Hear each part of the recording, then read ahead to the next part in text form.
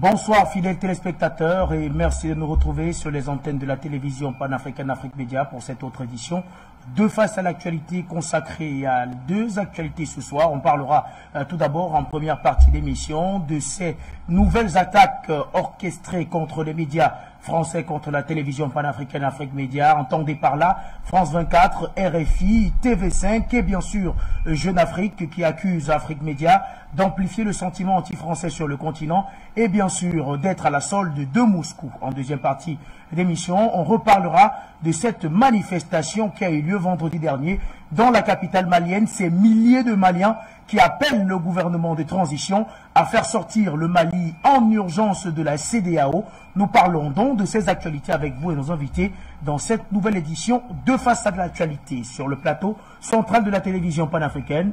Nous sommes avec Maître Janvier Momo ce soir. Bonsoir et bienvenue. Bonsoir à tous les téléspectateurs d'Afrique Média. Bonsoir Monsieur Wafo, bonsoir mon frère, mon copanéliste que vous avez l'honneur de présenter. Bonsoir aux techniciens sans lesquels nos émissions ne sont pas possibles. Je pense que si des Maliens manifestent pour demander le retrait de leur pays, de la communauté économique des États de l'Afrique de l'Ouest, je pense qu'il y a des motifs, il y a des justificatifs, il y a des raisons pour ces manifestants de penser à un moment donné que la CEDEAO a piétiné les préceptes fondamentaux du traité du 28 mai 1975 à Lagos au Nigeria, qui a créé cette organisation sous-régionale, qui n'est pas une organisation libre de tout, qui ne permet pas à chaque État de faire ce qui lui plaît, qui lie les États, qui lie le destin des États, et qui puisse favoriser les destins des États insulaires et sans littoral. Donc, Monsieur Wafo, je pense que le sujet sur la table mérite beaucoup d'attention, parce qu'il s'agit là, une fois de plus, de la réaction de ce peuple malien qui a été au commencement de ce qu'on appelle la nouvelle révolution africaine qui mène à la renaissance africaine. Donc nous pensons à un moment donné qu'il faut écouter le son il faut écouter la voix, il faut écouter le son des réclamations du peuple malien et s'y attarder pour, je pense, déceler ce qui est important, ce qui est à faire et ce qu'on ne doit pas faire. Merci. Merci à vous également, Maître Janvier Momo également. Vous l'avez dit, avec nous sur ce plateau central, Henri Diabaté Mandeng. Bonsoir et bienvenue. Bonsoir, mon frère Wafo. C'est un immense plaisir pour moi d'être sur ce plateau d'Afrique Média à un moment décisif de l'histoire de notre continent. Parce que si tu rates ce moment-ci, si tu vas rester chez les Blancs, c'est que tu as tout raté. Ça, c'est un moment décisif de notre histoire. Et le fait qu'Afrique Média soit au premier plan, ce n'est pas un signe, ce n'est pas le signe du hasard. C'est parce que aujourd'hui, hier, nos aînés n'ont pas eu cette chance. Les Oumiobe, les Moumi, les Wandé n'ont pas eu cette chance d'avoir un média qui soit capable de défendre, de relayer leur combat qui était juste, le combat pour l'autodétermination des populations. Je pense que les politiciens africains, ceux-là qui croient à l'autodétermination de l'Afrique aujourd'hui, ont cette chance-là de compter avec nous et nous ne baisserons jamais les bras. Nous n'allons pas abandonner le chantier, nous serons avec eux pour défendre l'Afrique indépendante. Je voudrais saluer toute l'Afrique indépendante, aussi sur ce plateau, mon frère, Maître Momo, grand plaisir de le revoir. Merci mon frère. Merci. Merci à vous Henri Diabaté Mandeng. Eh bien, de l'autre côté, sur le Zoom, notre géopoliticien Luc Michel est déjà en direct de Bruxelles. Bonsoir et bienvenue Luc Michel.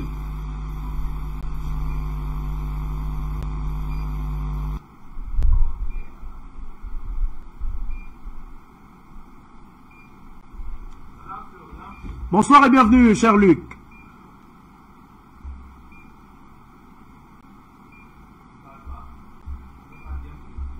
Eh bien, on va revenir vers Luc Michel tout à l'heure. Le temps également de permettre à Amina Fofana de nous rejoindre. Eh bien, on va revenir avec vous, Maître Janvier Momo, Henri Diabaté Mandeng, sur ce plateau central pour rentrer de plein pied dans cette émission avec le premier sujet qui nous intéresse ce soir, avec ces nouvelles accusations. Il faut dire que depuis un certain moment, on n'en parlait plus, mais le Quai d'Orsay semble avoir sorti la vieille rengaine contre la télévision panafricaine qu'on accuse une fois encore d'être à la solde de Moscou.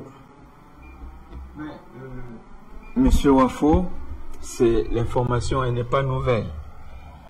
Elle est tout simplement elle revient sur la scène publique internationale. Ces accusations d'être des relais de la politique russe, ces accusations de soutenir la Russie, ces accusations de faire la politique qui s'apparente aux visées de la Confédération russe dans le monde. Je pense à un moment donné, M. Wafo, que France 24, RFI et Jeune Afrique, TV5 Monde et tous ces médias mensonges font leur boulot. C'est-à-dire, le boulot continue jusqu'au jour d'aujourd'hui, à maintenir les Africains dans l'obscurité communicationnelle, à maintenir les Africains dans un mensonge médiatique à nul autre pareil, et surtout, éviter que les Africains de tous bords dans le monde entier soient au courant, sachent concrètement comment est-ce que le monde fonctionne. Je pense que, M. Junior Wafo, nous sommes quelque peu hébétés par ces mercenaires de la communication. Nous connaissons qu'ils agissent parce que, sous l'influence et parce que le Quai d'Orsay et d'autres services de renseignement occidentaux agissent, les financent et leur demandent d'avoir une ligne éditoriale agressive, mensongère vis-à-vis de l'Afrique et surtout de mettre au devant de la scène toutes les visées, toutes les tentatives africaines qui mènent l'Afrique vers une indépendance communicationnelle. Vous savez, jusqu'à un passé très récent, M. Wafo, les Africains pensaient que la meilleure information, c'est-à-dire la vérité informationnelle, communicationnelle, ne pouvait venir que d'ailleurs. Mais depuis qu'Afrique Média est en train de remettre sur la sellette un certain nombre d'acquis communicationnels qui étaient en réalité mensongers, Afrique Média touche la chose du doigt, Afrique Média donne l'information telle qu'elle est.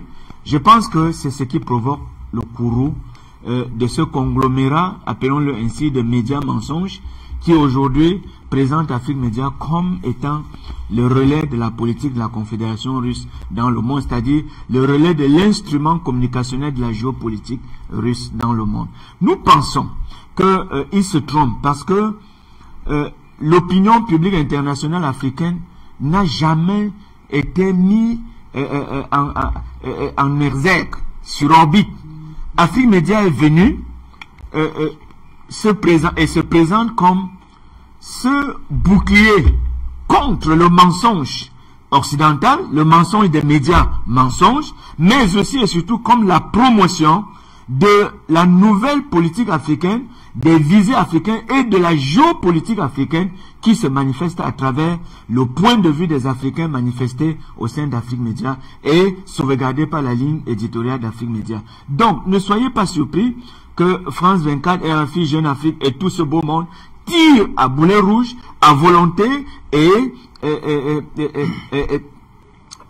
sans rechigner sur ce que Afrique Média propage, sur ce que Afrique Média distille comme vérité, sur les débats que vous menez comme celui-ci qui est sur la table et sur un certain nombre d'événements africains qui interpellent le panafricanisme. Donc, ne soyez pas surpris. Il s'agit de la guerre contre le panafricanisme parce qu'ils savent que le seul élément qui part de l'Afrique et qui nuirait à leurs propres intérêts et qui mettrait à mal leurs médias mensonges, c'est le panafricanisme. Or, la ligne éditoriale d'Afrique Média repose sur le panafricanisme, c'est-à-dire remettre sur la sellette un certain nombre d'éléments qui ont caractérisé les principales luttes d'indépendance africaine. M. Diabaté Mandela a dit d'entrée de jeu que ceux qui ne sont pas dans ce combat aujourd'hui, je pense qu'ils sont hors jeu, je pense qu'ils sont en dehors des lettres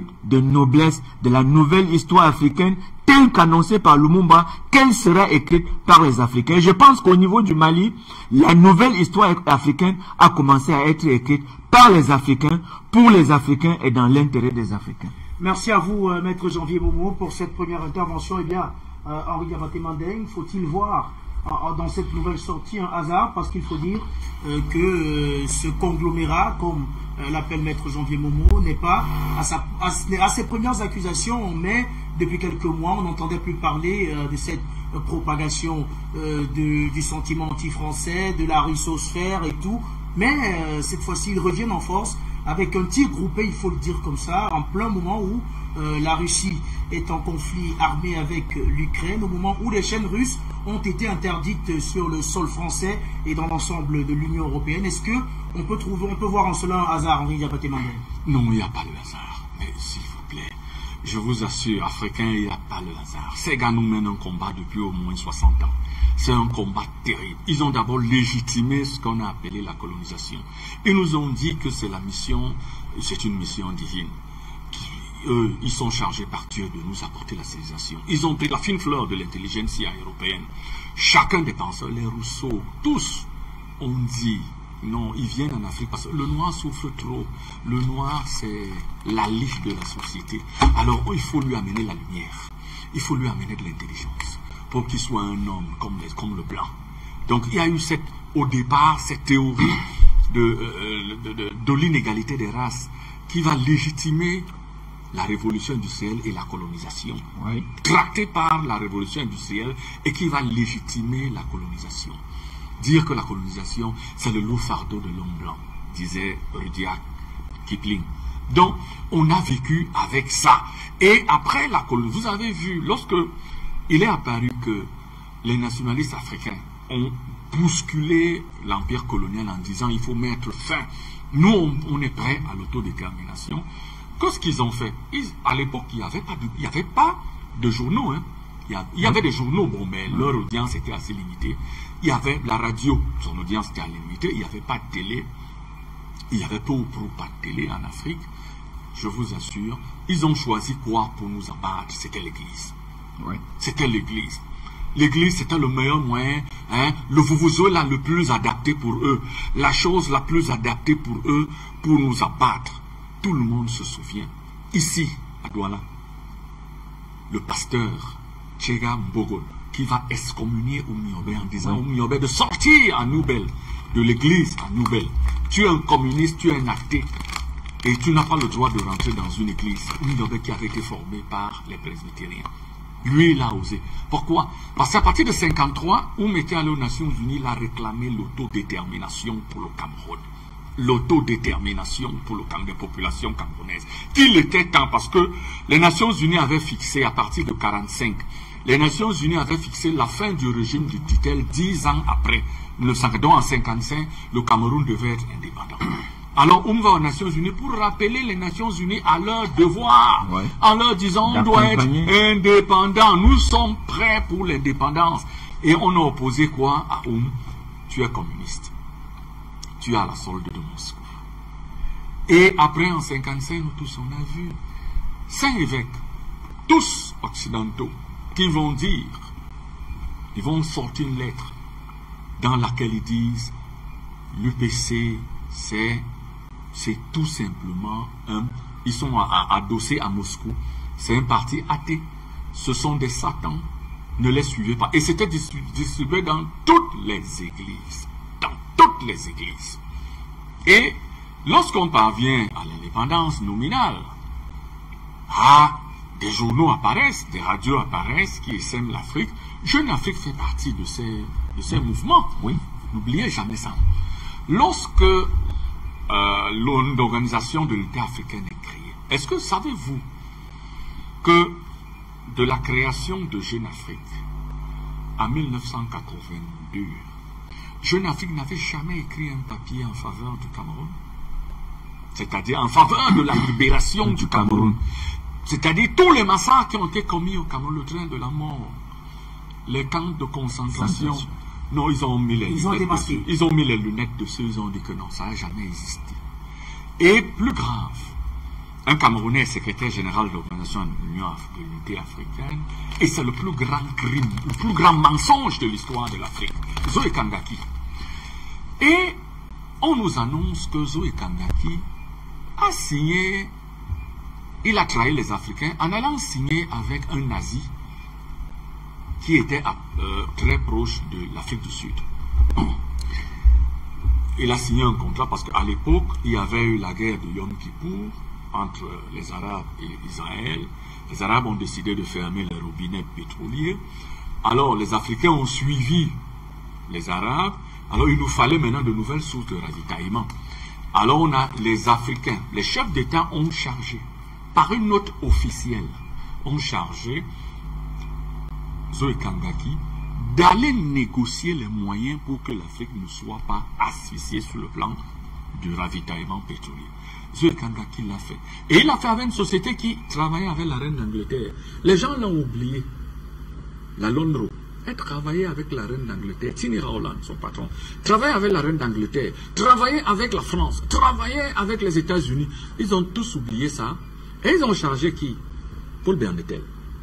Paul Bernetel était journaliste. Il a pratiquement grandi, il est guyanais. Il a grandi ici à Yaoundé. Il était au collège de la retraite. Son père était un fonctionnaire de l'administration française. Et il était très aimé du président Ahidjo. Mais là, parce que le Houphouët-Boigny lui avait donné l'argent, la France avait donné de l'argent, il a titré Zoé Kangaki a vendu l'Afrique. C'est tout pour vous dire. Et Jeune Afrique n'a jamais lésiné sur les moyens entre 82 et 95. À chaque fois pour nous dire comment, au Cameroun, il y a un complot contre les Peuls au Cameroun, sous l'instigation de Siradou Diallo, le Guinéen. Il fallait à tout prix dire que les Peuls sont ostracisés au Cameroun. Et l'arrestation de Marafa Hamidou Yaya a été la goutte d'eau pour eux, qui a fait déborder le vase, où ils ont trouvé tout de suite que ce qu'ils avaient dit, ce qu'ils avaient imputé à Sékou Touré pendant des années, le complot Peul, ils ont remis ça à la source originelle sur le Cameroun, en disant que au Cameroun, on hait les Peuls, on s'attaque aux Peuls. D'ailleurs, leur couverture du coup d'État du 6 avril 1984 démontrait à loisir le penchant de Jeune Afrique dans cette histoire. Pour eux, c'était un complot contre les Peuls, une fabrication contre les Peuls. Mais c'est pourquoi aujourd'hui, nous ne sommes pas étonnés. Dès que Jeune Afrique, Jeune Afrique a toujours été, ce n'est pas un truc d'aujourd'hui, Jeune Afrique a toujours été le Venezuela des services secrets français. C'est-à-dire trouver en la France le moyen, c'est-à-dire lorsque la France veut nous faire, lorsque la France veut décrédibiliser nos pouvoirs, lorsque la France veut montrer qu'en Afrique nous n'existons pas, le premier objectif, la première arme qu'ils ont, c'est quoi? C'est Jeune Afrique. Ils utilisent toujours Jeune Afrique. Parce que Canal, comment ils appellent, France 24 n'est venu que plus tard. Mais c'était Jeune Afrique. Jeune Afrique, c'était le journal le plus lu. Et c'est là où les panafricanistes sont allés créer un journal qui s'appelait Afrique-Asie. Il y a eu un Libanais, un franco-tunisio-libanais qui s'appelait Simon Mali, qui a créé un journal qui s'appelait Afrique-Asie.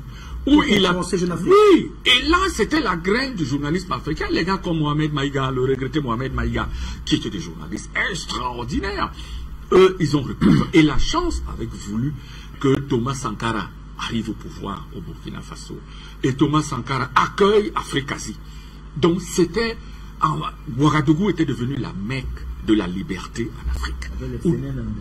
Où tous les journalistes africains, panafricains allaient. Les gars comme Sémé Yorian, les gars comme, j'oublie leur nom, qui étaient des mecs extraordinaires, que Compaoré, lors de son coup d'État anti-panafricain, a vite chassé du Burkina Faso. Il leur a dit, je vous prie, les Bouina Kaboui, Sémé Yorian, il leur a dit, partez rapidement du Burkina Faso. Pourquoi? Parce qu'ils savaient que c'est eux, ils connaissaient la vérité.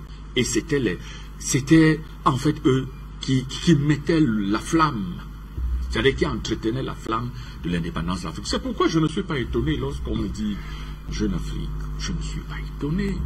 Jeune Afrique.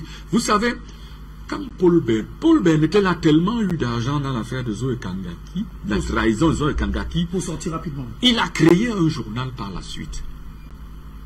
Demain l'Afrique. Et ce journal, elle s'est terminée dans un hôtel au Brésil. Il est mort, on l'a retrouvé mort dans un hôtel. C'est que quand tu manges avec le diable, il te rappelle toujours que c'est lui le diable.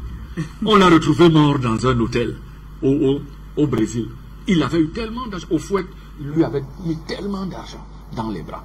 Donc, vous comprenez que lorsque on me dit que Jeune Afrique est rentrée dans une histoire, je ne suis pas étonné. Pour eux, ils entretiennent une sorte d'infantilisation de l'Afrique. Les Africains ne sont pas matures, nous sommes des grands enfants. Nous, on est incapables de prendre la moindre décision, on est incapable du moindre raisonnement. Pour eux, notre raisonnement est toujours guidé. Notre raisonnement est toujours stipendié par Moscou, en l'occurrence. Quand ce n'est pas par Pékin, c'est par Moscou. On nous classait toujours en Afrique entre maoïstes, ou bien on disait non, il a affilié à Moscou. S'il n'est pas maoïste, il a... Pendant ce temps, il y a des politiciens en France qui écumaient la France. Des gens comme Maurice Thorez. Il mangeait chez Ceausescu. Il mangeait à Moscou. Sans que personne ne trouve à le dire. Sans que personne ne trouve à dire que le communisme, ce n'est pas bien. On va sortir par là. Sans qu'on ne dise que... Ah ben, vous voyez, ces gens-là, c'est des athées, parce qu'ils mangent, ils vont à Moscou, donc c'est des satans, ils sont dangereux. Mais nous, on n'a pas le droit de parler avec les Russes. Au nom de quoi? Ceux-là vont nous dire avec qui on doit bavarder.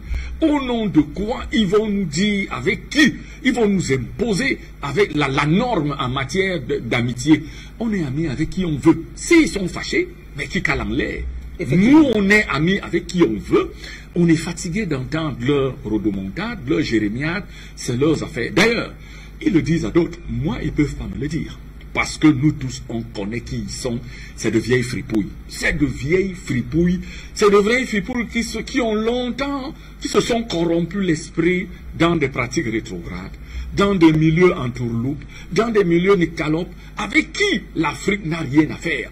Nous, on est en train de bâtir l'Afrique nouvelle. Cette Afrique-là va vers le devant du monde. Nous, on doit être la première puissance au monde. Rien ne peut nous empêcher de l'être. Vous savez, les planètes sont en train de s'aligner pour l'Afrique. Ne croyez pas que ce qui se passe en Ukraine, c'est fortuit. Dieu, là où il est, il a dit, Africains, prenez votre destin en main. C'est pour ça qu'Afrique Média est là. C'est pour ça que je suis là. C'est pour ça que tous les gens que vous voyez autour, la galaxie Afrique Média est là. Ceux-là qui continuent de crier qu'on a acheté, c'est leurs affaires.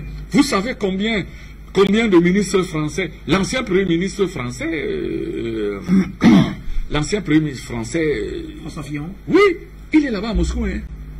Patron PCA d'une entreprise, hein. Vous connaissez combien de ministres français sont PCA d'entreprise là-bas? Ils sont nombreux, pas seulement français, européens également. Européens, français, allemands, américains, anglais, ils sont.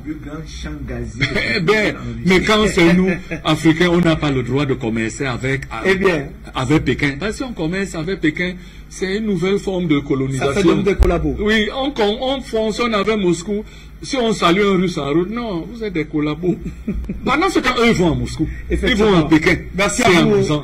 Merci à vous, Henri Diabaté Mandeng. Eh bien, on va revenir sur ce plateau central pour retrouver cette fois-ci François Bikoro, l'activateur. Eh bien, François Bikoro, quand on écoute, on lit en tout cas le papier produit par Jeune Afrique, on le sait, la ligne éditoriale d'Afrique Média n'est plus à démontrer. Afrique Média est une chaîne panafricaniste et qui dit panafricanisme dit lutte pour la libération du continent africain. Est-ce que François Bikoro, être panafricaniste au jour d'aujourd'hui, c'est un péché? L'histoire a ceci de particulier qu'elle ne s'arrête pas, mais elle bégaye. Je voudrais ici m'incliner sur la tombe du tirailleur sénégalais. Nous nous sommes toujours posé la question de savoir comment des analphabètes sont allés en 1945, de 1939 à 1945, appelés par le général de Gaulle, je crois que c'était à Londres, pour aller sauver la France. Cela a fracassé un certain nombre de paradigmes que nous ne connaissions pas, parce qu'on ne savait pas que la parole libère. Le tirailleur sénégalais, c'est prosaïquement tous les Africains que l'on faisait passer par Gorée, enchaînés, battus, vilipendés, vendus aux enchères comme des objets d'épanouissement. Quelques-uns ont pu se libérer, rentrer en Afrique, ils nous ont dit le blanc vole, le blanc pille, le blanc ment, le blanc a peur. la vraie question au contingent de l'histoire du monde qui est en train de se mettre en place aujourd'hui est celle de savoir pourquoi le tirailleur sénégalais qui n'a aucun doctorat, qui n'a aucun baccalauréat, a eu l'opportunité, la chance et le courage de vous dire le blanc ment, le blanc pille, et le blanc vole, mais surtout le blanc a peur. Pourquoi le blanc a peur? Ce que vous voyez aujourd'hui en Ukraine, je vous ai dit que l'histoire a ceci de particulier qu'elle ne s'arrête pas. Mais elle bégaye. C'est un bégaiement de l'histoire. Quand ils sont venus chercher les bras forts, intelligents et lourds, qui résistent aux intempéries de la mer, 3 mois, 4 mois, 5 mois, pour arriver en Occident et pouvoir construire la révolution industrielle, on peut se poser la question de savoir, nous qui avons l'opportunité de rester en Afrique et de savoir ce qui se passe en Europe, pourquoi on a tant de retard à l'allumage? La vraie question, ce n'est pas de ressasser l'histoire. L'histoire est africaine. Je salue Barack Hussein Obama. L'ancien président américain. Je ne sais pas si c'était l'ancien président américain, mais c'était un acteur de l'histoire. Utilisé une fois de plus un mode communicationnel pour tromper les Africains. Barack Hussein Obama. C'est un trilogisme qui vous rappelle que tout ce que nous subissons depuis dans le monde dit contemporain réside dans la volonté de nous faire assumer les guerres civilisationnelles que se sont faites les Européens entre eux. Je voudrais vous dire à vos téléspectateurs qu'il y a un continent qui s'appelle Eurasiatique. Il n'y a pas de continent européen. Le continent, c'est Eurasiatique. Lorsqu'Adolf Hitler s'est illuminé, qui a compris que pour que les Occidentaux soient debout, forts et prospères, qu'ils continuent d'irradier sur les autres civilisations, il aurait fallu, selon lui, qu'on éliminât 6 millions de Juifs. Je voudrais que les Africains comprennent très bien qu'à ce moment, ces frères qui vivaient dans les igloos, qui ne savent que vivre seuls, on appelle ça individualisme. On crée des acteurs civilisationnels pour nous faire adouber le fait que ce sont les critères qu'ils nous imposent qui sont des critères universels. À savoir qu'il n'y a qu'un seul Dieu, c'est le Dieu des Occidentaux. Je suis allé en Europe méridionale et tout ça là. J'ai cherché la maison de Jésus Christ. Parce que quand on dit quand même que quelqu'un a dirigé le cours du monde, logiquement, quand tu vas à Fondjomokwet, tu vois là où le chef supérieur, le lac Cameroun, a vécu. Effectivement. Dites-moi un seul endroit d'Europe où Jésus Christus, où ses parents auraient vécu et qui est des reliques. Ce que l'on retient, c'est plutôt l'Égypte. Et l'Égypte, c'est quoi? C'est le Gondwana. Le canal de Suez a été créé comme l'appel du 18 juin 1940, je crois, pour aller, 1944, pour aller sauver l'Afrique, pour aller sauver l'Occident. On va sauver la France, c'est bien que les gens vous le disent, ce qui arrive aujourd'hui en Ukraine. À un moment où on allait sauver la France, on avait pour complice l'Union soviétique, un pays eurasiatique. C'est eux-mêmes qui ont décidé en 1945, ils se sont assis pour dire à la face du monde, pour que nous soyons vivants, pour qu'on ne soit pas disséminés, pour qu'on ne soit pas pratiquement mis à l'écart de l'évolution du monde, il faut qu'on dise à l'ensemble du monde que le monde existe parce que l'Occident existe. Ils ont décidé que chaque fois qu'ils auront des frictions entre eux, et les gens qui vivent dans la glace ne peuvent qu'avoir des frictions entre eux, parce que le froid lui-même cherche la chaleur. Et la chaleur, c'est ce que nous voyons aujourd'hui, les mouvements de peur. Qu'un frère dit à son frère, mon frère, quand tu entres en Ukraine, tu m'as déjà détérioré, tu m'as désacralisé. Quand tu viens en Ukraine, tu es en train de faire que moi, ton cousin, je disparaisse. Au nom de quoi? Ce que les frères de l'Occident, de l'Ouest, parce que Occident veut dire Ouest, Europe occidentale. L'Europe occidentale, c'est quoi? Les frères qui ont fui l'Europe, ils ont fui ce qu'eux, ils refusent que nous on fuit aujourd'hui. L'Inquisition, c'est quoi? L'Église qui sont venus pour chez nous, là-bas en Europe, et même l'ont refusé. Ils appelaient ça les renégats. Ils ont allé chercher les terres où ils peuvent se sentir à l'aise. Ils se sont retrouvés aux Amériques. Et ils ont convoqué les bras, l'intelligence et la force herculéenne des Africains pour aller installer la croissance dans ces pays. Je ne comprends pas au nom de quoi. Maintenant que ça se remet en place, c'est-à-dire que deux cousins se disent on va reguerroyer parce que tu n'as pas respecté les accords pour qu'on domine le monde. C'est eux-mêmes qui ont cassé le mur de Berlin. Berlin ne se trouve pas à Fondiomokwet. Il ne se trouve pas à Bamako ni à Cotonou. C'est eux-mêmes. Parce que le frère Gouliman, la peur de redevenir pauvre. Quand on a volé la richesse de l'autre. C'est ce qui arrive aux Européens aujourd'hui. Et comment est-ce qu'ils se comportent? Comme ils nous ont donné des critères de convergence. Comment aimer nos leaders? Comment aimer nos chefs d'État? Ils nous ont donné des critères de convergence. Comment haïr leur ennemi pour que nous soyons ensemble pour combattre leur ennemi? Malheureusement, nous avons convoqué deux choses. Il faudrait que vous mettiez ça dans la tête parce que vous êtes de ce que j'appelle la génération de la transition. C'est à vous que nous remettons le témoin. Ils sont tellement allés très loin, goulûment dans leur quête de pouvoir dominer le monde, qu'ils ont oublié que le monde est ouvert. Quand les Européens quittent l'Afrique, à travers les guerres de libération, le FLN, l'ANC, l'UPC, j'en oublie certainement, vous avez oublié ce que le général de Gaulle avait dit en son temps.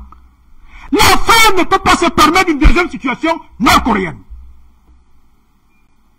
La France ne peut pas se permettre une deuxième situation nord-coréenne. Parce qu'ils s'étaient installés en Afrique comme chez eux, convoquant le fait que l'attentat de Sarajevo n'a rien à voir avec le monde. C'est une guerre de civilisation entre la civilisation arabo-musulmane et la civilisation judéo-chrétienne. À quel niveau se trouvent les Africains là? Boré! Mon Dieu! Je salue encore Obama une deuxième fois. Ce juif d'origine écossaise, parce que les juifs sont juifs de mère. Et vous savez que la mère d'Obama était juive écossaise. Vous savez que Sarkozy est juif. Les gens veulent régler la dette historique, la dette de sang, en nous y mêlant. Ils ne sont pas partis parce qu'ils voulaient partir. Ils sont partis parce que le tireur sénégalais a eu le courage de construire dans les limbes d'Africains d'aujourd'hui.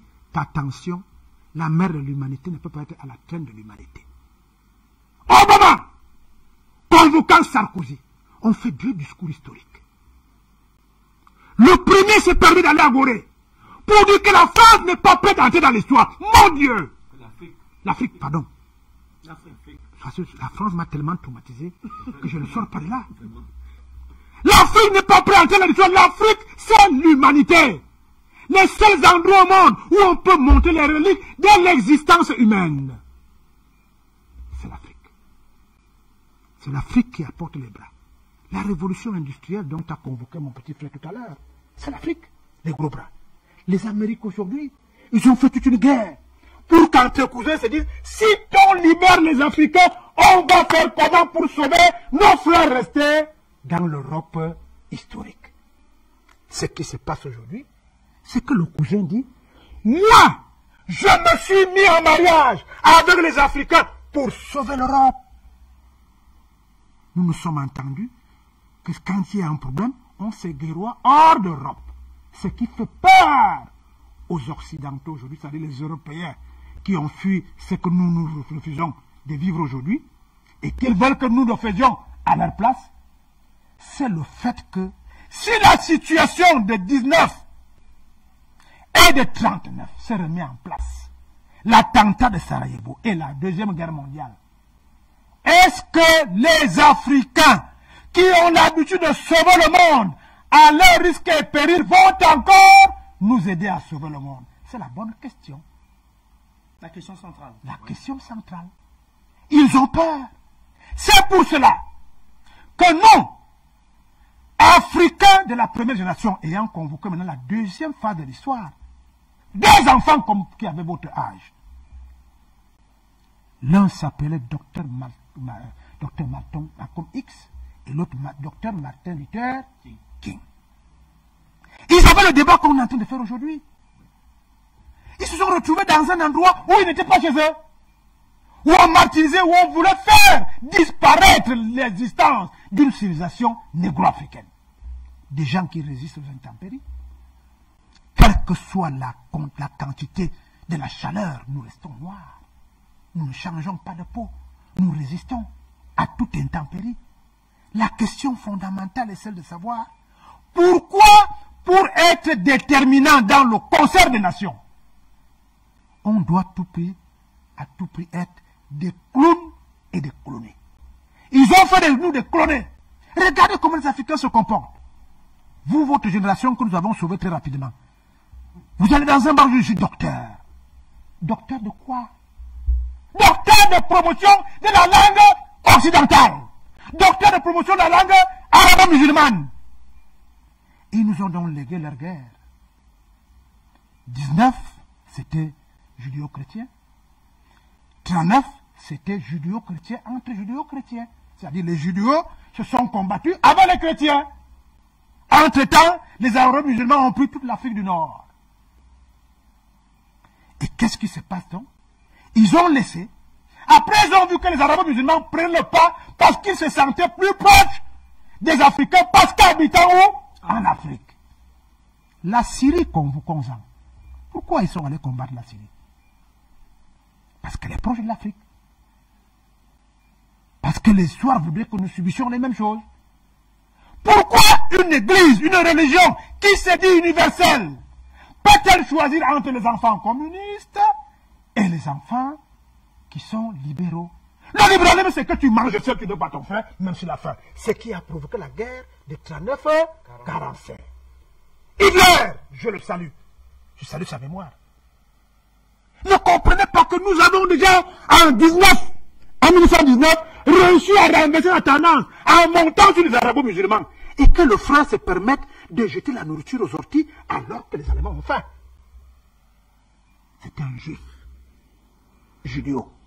Alors que c'était entendu que les judéo-chrétiens doivent tout faire pour que les arabo-musulmans ne montent pas sur eux.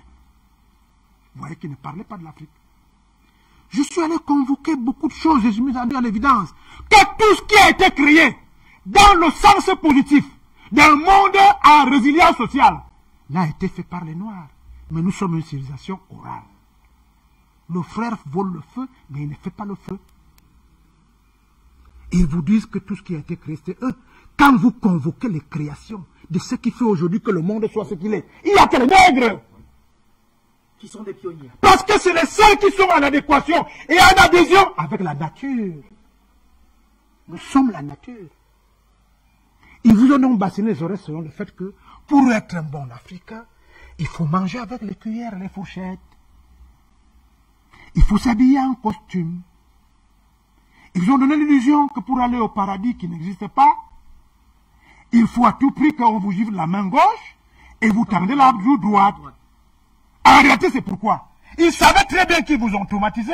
Et ils vous ont dit c'est ça. Mais ils sont allés plus loin.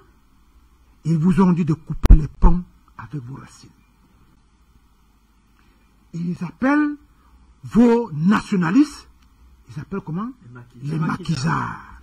C'est des termes génériques qui font que vous oubliez que vous êtes un être humain à part entière. C'est à ce moment que, comme un phénomène de société, dans votre pays aujourd'hui, je crois que vous vivez le phénomène de Samuel Eto'o. Voilà un analphabète qui est arrivé un matin et vous le c'est tout. On nous a dit la FIFA, c'est que vous travaillez pour que les gens mangent. On nous a dit que la FECAFOOT, c'est que vous travaillez pour que les gens mangent. Le petit dit à partir de maintenant que l'État ne donne pas l'argent, on va produire l'argent avec le football. Mais il y a cela 15 ans. L'histoire qui ne s'arrête pas même, Bégaye, retiendra que des Africains sont levés un matin. Contrairement à ce que les docteurs en doctorat bassinent. Je n'ai rien contre eux. Spécialiste de Descartes, quand un type, un Africain, je n'ai que du mépris pour ces gens. Ça permet d'enseigner à nos enfants que Descartes était un grand homme. Alors que la théorie de Descartes, c'était la théorie du racisme. Tous ces gens qu'on oublie. Ils ont même fait un mausolée quelque part chez vous à Douala. Je ne suis pas de votre pays, c'est pas ça à Douala. Vous savez que Douala, c'est l'endroit où des nationalistes ont dit « Vous n'aurez pas le Cameroun ». Douala Mankabel, Martin Paul Samba, Ngossodine.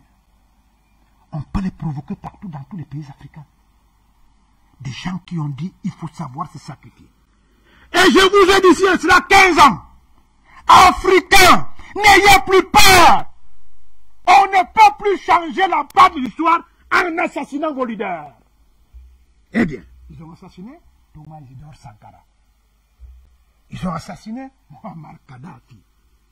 Ils ont assassiné Tchunjiang Puemi. Ils ont tellement assassiné. Et c'est pour la question comment ces gens résistent. Parce que l'original ne se comporte pas comme la photocopie.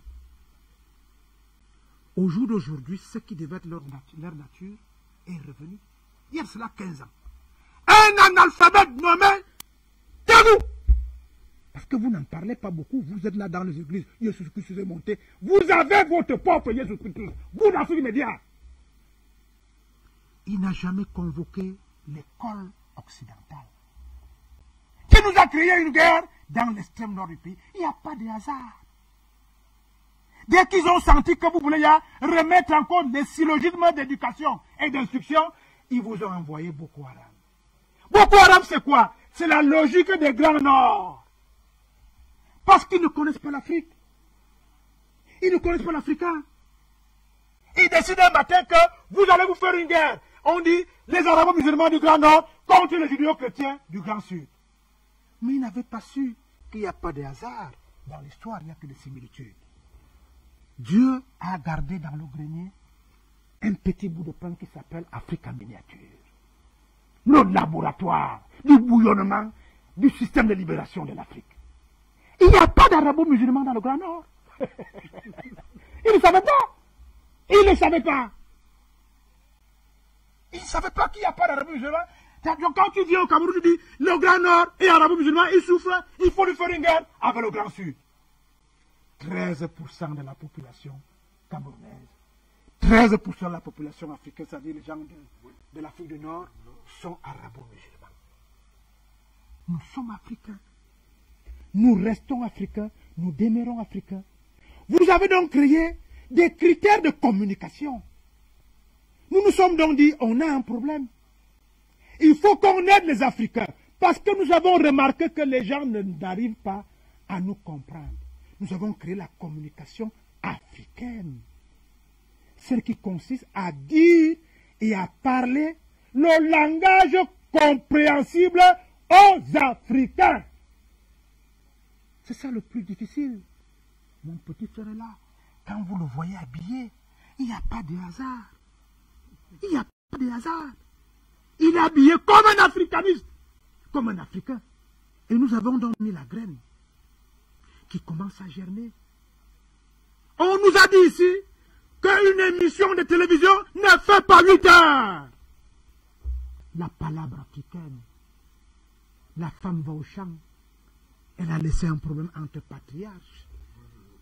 L'un a aimé la femme de son frère. Il faut résoudre ce problème. Elle va au champ, elle revient avec la bouillie de maïs. Ah, vous êtes encore là? Elle pose. Et on règle le problème entre Africains. Nous avons convoqué la longue marche de Mao Tse-tung parce que nous étions conscients que les docteurs en doctorat vont raconter des balivernes à nos enfants. Nous savions très bien qu'on va dire que Mandanki est assis là, il parle mal de la France, ils ont même dit que nous sommes racistes. Mon Dieu, c'est pas vrai. Parce qu'ils ne nous connaissent pas. Nous savions très bien qu'ils vont dire que ce qu'ils vous disent, comme dans la longue marche de Mao Tse-tung, 5000 km pour éprouver psychologiquement, moralement et psychiquement les personnes imposteurs. Parce que les mots imposteurs, je ne sais pas, moi je ne parle pas français comme les Français. Les imposteurs et les hypocrites ont été éprouvés dans la longue marche de Mao Tse-tung. Et je reviens à ce que 2 enfants de Tournai avaient dit en leur temps. Quand nous sommes dans dos mur, qu'est-ce qu'on fait? Malcolm il dit, hier, ici, là et maintenant. Docteur Martin Luther King Jr. le dit, tu sais que moi je suis allé dans les églises de ces gens-là. Allons doucement. Convoquer comment le monde moderne s'est transformé. une jeune dame refuse de céder la place à un blanc dans un bus. Ce n'était pas un blanc. C'était pas un blanc. La question fondamentale aujourd'hui est celle de savoir, est-ce que les Africains savent pourquoi nous avons créé Afrique Média? Et là, il n'y a pas de hasard. Au départ, c'est le Sénat français, la France qui s'est permis de dire qu'elle est le porte-parole des Africains. Sékou Touré du haut de sa stature à 28 cm de moins que le grand général de Gaulle. Il lui dit un soir, parce qu'il y a eu un débat quand il débarque à Conakry. Là, on dit au général de Gaulle, attention papa, quand je vois les yeux de ce monsieur, ça le follorer. Le général de Gaulle demande, follorer c'est quoi? Il dit, je vous dis, ce n'est pas le sang de Jésus-Christ, c'est le follorer que je vois là. Il faut relire son discours. Sékou Touré dit, le discours se lit entre deux chefs d'État. L'histoire ne l'a jamais dit, ils se sont mis à côté.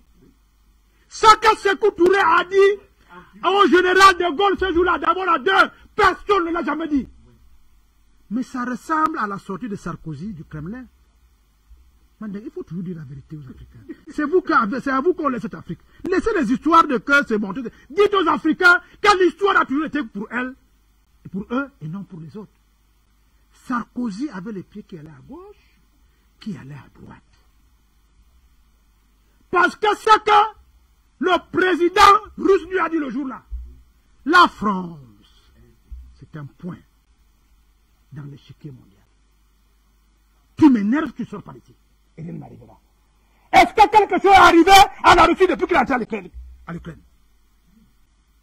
Il n'y a pas de hasard dans la vie. Il n'y a pas de hasard. Ce que Sékou Touré a dit au général de Gaulle ce jour-là, quand il est rêvé, il lisait son discours à l'envers. Et aucun Africain n'a retenu ce que Sékou Touré a dit ce jour-là. Que je paraphrase parce que je n'ai pas le droit d'être mieux que lui. Nous préférons la liberté dans la misère à l'opulence dans le travail. La Guinée dit non à la communauté française d'Afrique. Très bien. Qu'est-ce qui s'est passé le 29 septembre? Ces frères qui sont dit qu'ils sont venus sauver l'Afrique ont débroussaillé, parce que je ne voudrais pas dire détruire. Ils ont débroussaillé toutes les plantations qui les servaient en France. Ils ont cassé les usines, ils ont cassé les maisons, ils ont tout détruit. Ils ne savaient pas que 60 ans après, ils vont supplier pour revenir en Guinée-Conakry. Il faut rappeler que la destruction avait été ordonnée par le général de Gaulle. J'ai dit la France, mon frère. Moi, c'est la France, c'est un générique que j'appelle Occident. Tous ces gens-là ont des problèmes. Nous disons donc qu'aujourd'hui, moi, je ne suis pas venu pour condamner les Européens. Je me réjouis que vous-même, vous voyez que la Russie est seule, comme en 39-45.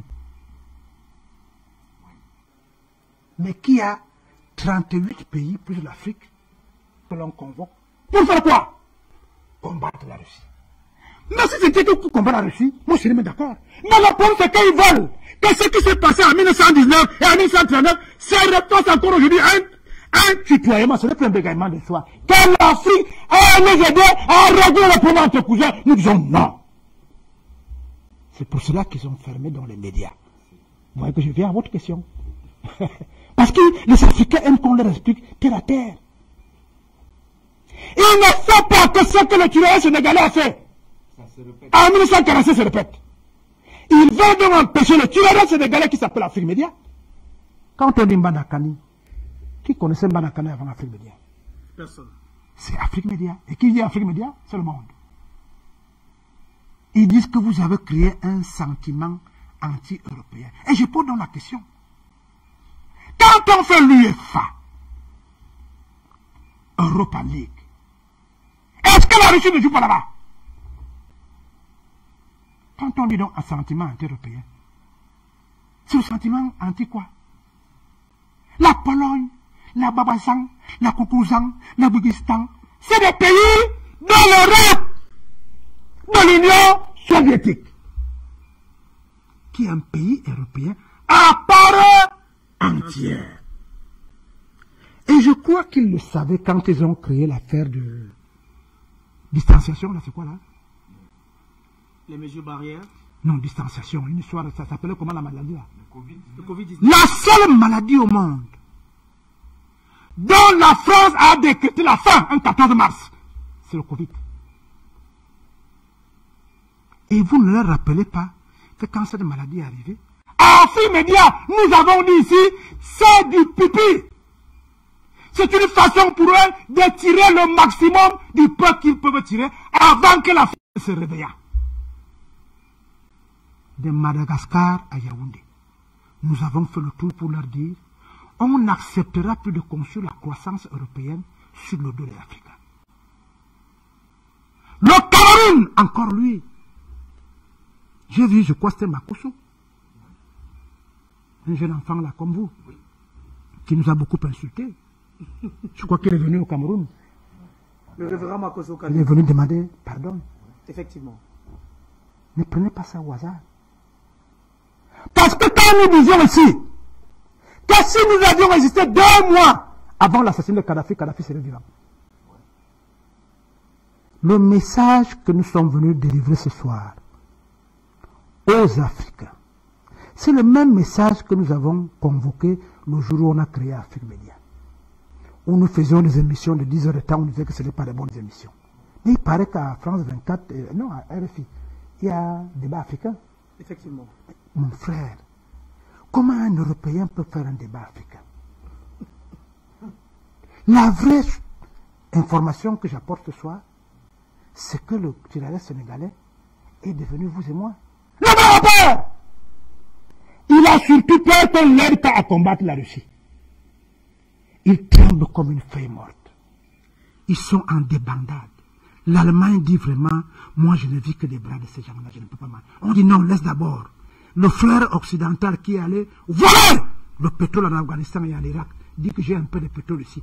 Et là, jeune homme, vous vous souviendrez que dans la guerre de 39-45, les Européens des États-Unis ont menti à leurs cousins. Les Juifs ne venaient pas pour libérer l'Europe, ils venaient pour expérimenter la bombe atomique. Arme de destruction massive. Comment comprendre que si Hitler est de l'Occident, Hitler est en Allemagne, il ne se cache pas. Mais on va jouer la bombe à Nagasaki. Il prévoyait que ce qui est arrivé entre arabo-musulmans, ce qui est en train d'arriver entre judéo-chrétiens ne doit pas arriver entre asiatiques et européens. Ils sont allés donner une semence aux Japonais. Je termine par là. Quand vous connaissez la route du puits, Mandeng, vous passez encore par le voisin pour aller puiser l'eau? Je demande qu'on fasse une fatwa. Je le proclame ici. Contre tout intellectuel africain qui va encore nous dire qu'on nous demande le pain. Parce qu'il y a une guerre en Ukraine. Je suis venu lancer la fatwa. Ce monsieur est un criminel, c'est un bandit, c'est un mauvais Africain. La Russie n'a jamais dit que ne vous vendez pas. On avait un garçon de course. L'Europe, tu veux le blé? Il dit, je vais aller acheter le blé. Comme on dit chez les Bassards, on ne met pas l'huile dans la bouteille sans que l'huile reste entre les mains. Le gars garde l'huile entre les mains qu'on appelle français ça. On est venu ici pour tout dire. Hein? Je dis que dans les universités, dans les plateaux de télévision du week-end qui suit, partout en Afrique, vous m'écoutez très bien.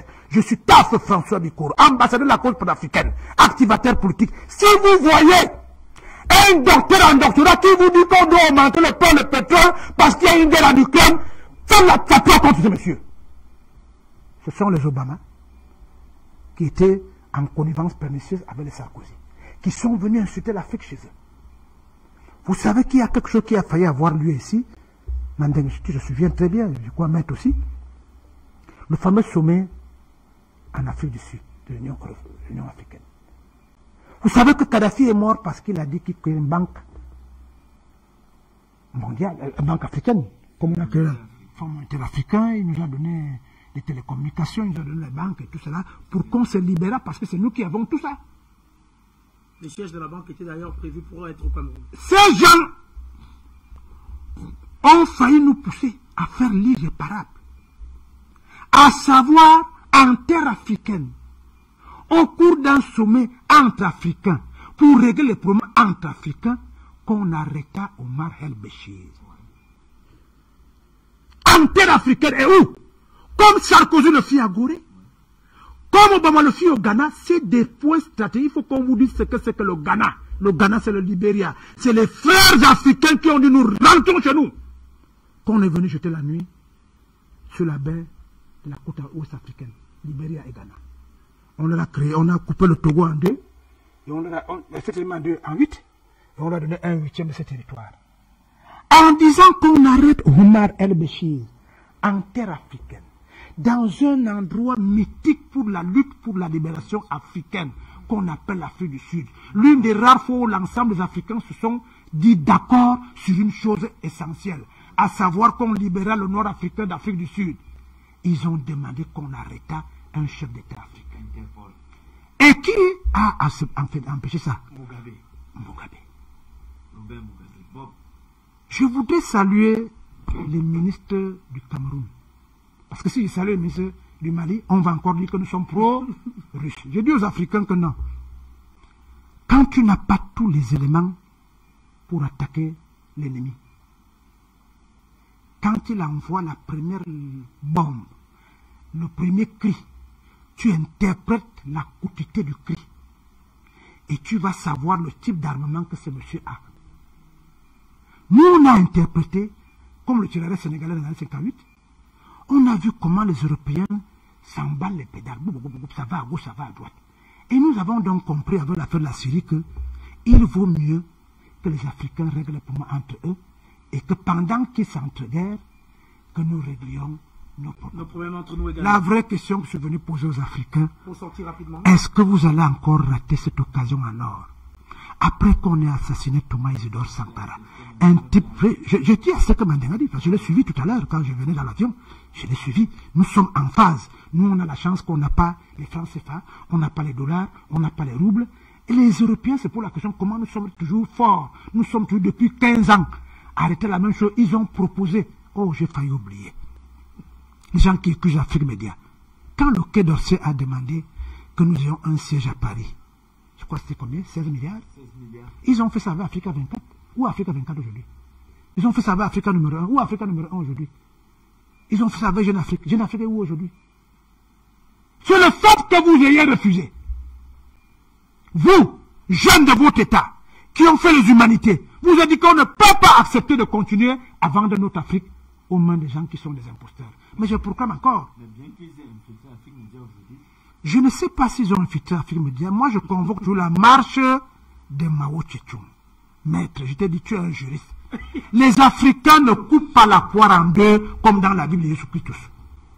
Les Africains de 8h à 16h sont assis sous l'arbre pour s'assurer que l'enfant de Ndongo qui a porté atteinte à la fille de Mbangba, que l'enfant va accepter et qu'on va arranger ça à l'amiable. Ne chasse pas. Ils veulent justement que nous chassions nos frères africains pour qu'ils les récupèrent, pour qu'ils viennent nous combattre. Donc cela, je l'ai déjà pardonné. Je dis simplement que, à partir d'aujourd'hui, vous convoquez vous-même que nous avons compris que c'est avec la communication. La guerre de demain, c'est la guerre de communication. Et nous n'avons pas été très attentifs. Parce qu'ils disaient dans leur Bible judéo-chrétienne, au commencement était quoi, Mandeng? La parole. Et la parole était quoi? La parole était Dieu. Et Dieu est avec qui? La parole était Dieu, la parole était avec Dieu. La parole était avec Dieu. Et qu'est-ce que nous faisons ici? On parle. La parole. Peut-on nous condamner si nous faisons ce que notre maître nous a appris? La parole. C'est dans le subconscient des gens que l'on construit les valeurs les plus importantes pour qu'un peuple soit debout. Je vous félicite. Il paraît qu'ils ont infiltré, je ne sais pas comment ils ont infiltré, mais je dis que dans la marche de Mao Tse-tung, lorsqu'on est monté au 3e kilomètre sur les 5000 km, il y a des frères qui étaient découpés physiques, il y a des qui étaient découpés mentaux, il y a des frères qui étaient découpés psychiques et moraux. Il faut en tenir compte dans votre marche. Parce que même vers Jésus Christ, dont on dit qu'il a marché 40 km, 40 nuits et 40 jours, à un moment donné, il avait oublié que les gens avaient faim. ses disciples sont allés le voir pour lui dire, Seigneur, on ne t'entend plus, on ne te suit plus. Il demande pourquoi. On lui dit parce que les gens ont le faim. peuple a faim. Le peuple africain a faim de liberté. Aucun enfant d'Afrique doit manquer dans cette quête de liberté. Nous n'allons pas chasser un seul Africain. Donnons-leur le temps de comprendre que notre combat est un combat noble. C'est le message que moi je suis venu vous délivrer. Merci à Et vous. je suis encore vivant. Mandela vivant, mais était vivant 17 ans après, parce qu'on disait que vous allez mourir. Et je leur avais dit que même si vous tuez le président tchadien, le maréchal, même si vous tuez qui, ils ont tué tellement de gens, nous sommes toujours plus forts. Je préfère qu'ils viennent à la table de négociation, à la table de la palabre africaine, parce qu'on ne peut pas vivre sans eux. Ils ne peuvent pas vivre sans nous. Ce que nous refusons, c'est qu'ils nous donnent l'impression que leur peuple est plus important que le nôtre. Merci à vous, François Bikoro, pour toutes ces explications. Eh bien, on va aller au standard du côté de la réalisation, autant pour moi, pour prendre cet élément qui va nous redonner un peu d'allant avant de continuer le débat. On prend l'élément et on revient par la suite pour continuer de parler de ce sujet sur le plateau avec nos invités. Elles sont très lointaines ces années où les articles traités par les médias occidentaux étaient acceptés comme du pain béni en Afrique. France 24, RFI, TV5 Monde et Jeune Afrique sont désormais à la rue. Chacune de leurs publications sont directement censurées par la jeunesse africaine. Le fact-checking est désormais possible par tous. Conséquence aujourd'hui, chaque publication de ces journaux est sanctionnée par la méfiance, le rejet et la contestation des faits en Afrique. D'autres sont même hués sur les réseaux sociaux tels que le journal français Jeune Afrique, traité désormais de médias de propagande occidentale. Pour la majorité écrasante d'Africains, ses buts sont de formater le mental et l'opinion des Africains, de sa jeunesse, d'y introduire des idées de soulèvement populaire et de contestation tous azimuts. Dans son édition du 1er avril 2022 intitulée « Russie-Afrique » de Kémy Séba à Nathalie Yamb, les influenceurs pro-Poutine du continent, le journal, en pleine déliquescence, pointe un doigt accusateur sur la chaîne de télévision Afrique Média, son président-directeur général, ainsi que son consultant André Mbadakani, d'être à la solde de Moscou et de développer le sentiment anti-français largement répandu aujourd'hui en Afrique. Leur péché, c'est d'avoir osé donner la parole et pris position pour une Afrique libre, loin de toute interférence des puissances néocoloniales. L'empire du mensonge a donc rencontré le royaume de la vérité, comme l'a souligné Luc Michel, géopoliticien. Plus rien ne sera comme avant. La crise sécuritaire au Mali, couplée à l'opération militaire spéciale russe en Ukraine, ont contribué à exposer le mensonge de ces médias occidentaux, de l'avis de Linda Larbaoui, analyste politique de la télévision. Quand ils ne sont pas eux-mêmes mercenaires, ces médias occidentaux ont été des éclaireurs pour des mercenaires français sur le continent africain. Le cas Rémi Guignolo, arrêté en République centrafricaine en mai 2021, à quelques mètres du palais présidentiel avec un important arsenal de guerre, ou encore ces soldats Barkhane au Mali, qui de temps à autre font du micro-trottoir dans les rues de Bamako et autres, en sont là des exemples récents de leur réelle mission. C'est donc à raison que ces médias ont été coupés des pays comme le Mali, le Burundi et même la Guinée équatoriale, afin de mettre fin à toutes les manipulations déguisées sous une prétendue liberté d'expression qui n'existe même pas chez eux. C'est donc la fin d'un cycle qui aura duré plus de 60 ans. Merci à Fabrice Ndoum pour cet excellent reportage, il faut le dire. On va permettre aux téléspectateurs de donner leur avis sur cette première thématique en ouvrant le standard. Mais pendant que les téléspectateurs arrivent du côté du call center, je reviens vers vous. Maître Janvier Momo, on a écouté dans le reportage de Fabrice Ndoum qui fait état de ce que le peuple africain, la jeunesse africaine, à chaque fois, a aujourd'hui la possibilité de faire ce qu'on appelle du fact-checking, c'est-à-dire vérifier directement les informations, ce qui a permis à bon nombre d'Africains d'arrêter de se faire berner, il faut le dire, par ces médias mensonges comme vous les appelez. Eh bien, est-ce que vous pensez que c'est cette perte d'audimat, cette perte d'audience qui a poussé Jeune Afrique en quelque sorte dans ses retranchements? Non, je pense que dans le combat communicationnel qui s'apparente à un combat de titans, Afrique Média a remporté la victoire parce qu'elle a fait ce qu'on appelle la communication expiatoire. C'est-à-dire qu'il était question d'enlever de la tête des Africains le fameux paradigme selon lequel les informations qui viennent d'ailleurs sont les vraies et les informations qui viennent d'ici, sur le sol où nous nous trouvons, sont sujettes à caution. C'est la principale conséquence. Donc, pour moi, je pense très sincèrement que le fait pour ces médias mensonges de continuer la gesticulation aujourd'hui est la meilleure expression de la défaite dans ce combat de titans. Parce que, il faut le dire, ce n'était pas un acquis dès le départ. Il fallait convaincre. Pas convaincre seulement par les paroles, mais aussi par les actes. Regardez ce qui se passe au Mali aujourd'hui. Regardez ce qui se passe en République centrafricaine. Afrique Média a vu venir. Afrique Média a contribué, ne serait-ce que dans cette contribution qui a consisté à réveiller sur le plan psychologique les Africains, à faire repenser aux Africains qui sont originaires de cette grande Égypte, qui sont originaires de la Nubie, qu'ils ont la plus grande et la plus merveilleuse des civilisations, qu'ils sont la race la plus ancienne de la planète. Alors, ce sont toutes ces informations réunies ont concouru à requinquer le moral, à donner une détonation psychologique aux Africains qui, aujourd'hui, n'ont pas de la peine à prendre leur destin en main, malgré les informations qui viennent d'ailleurs. Parce que, Monsieur Wafo, allons sur le plan pratique.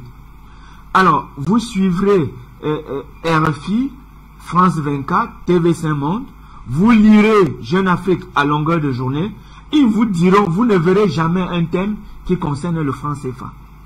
Jamais vous ne verrez des thèmes pareils. Vous ne verrez jamais un thème qui concerne la détérioration des termes de l'échange.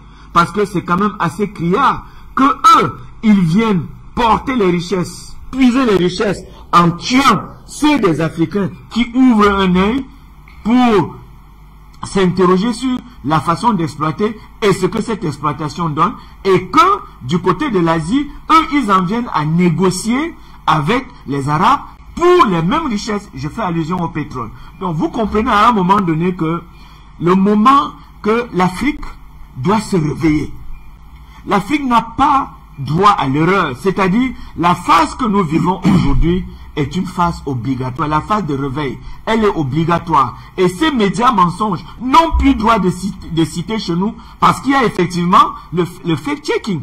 C'est-à-dire, on essaye de confronter l'information avec la vérité. Effectivement. C'est ça le fact-checking. Confronter l'information avec la vérité et la réalité de ce qui se passe sur le terrain. Or, Afrique Média fréquente, pour ne pas dire accoutumé, dans sa façon de toucher la chose du doigt et de pouvoir organiser des débats contradictoires comme ceux-ci, de pouvoir informer les Africains, et en train de battre sur le terrain communicationnel tous ces médias aujourd'hui qui gesticulent. Moi, j'appelle cela de la gesticulation. Pourquoi? Parce que eux, ils sont les relais de la politique impérialiste occidentale. Il faut toujours le savoir. RFI, France 24 et tous ces autres médias ne sont pas là pour vous donner une information plate, c'est-à-dire donner l'information matière première. C'est-à-dire que vous pouvez prendre et en faire ce que vous voulez parce qu'il y a de la vérité à l'intérieur. Non. D'ailleurs, certaines de leurs informations viennent des services de renseignement occidentaux. On leur dit, voici ce que vous allez distiller à longueur de journée pour en continuer à faire ce qu'on appelle le matraquage spirituel des Africains avec le mensonge. Donc, dire aux Africains, vous êtes ceci, ne faites pas ceci, en faisant ceci c'est bien, en ne faisant pas cela, ce n'est pas bien. Je pense que les Africains ont cessé de se faire infantiliser. Les Africains aujourd'hui ont la capacité, vous, Monsieur Junior Wafo, vous avez la capacité de regarder et de voir. Vous avez la capacité de toucher et de sentir. Vous avez la capacité de regarder et de faire la prospective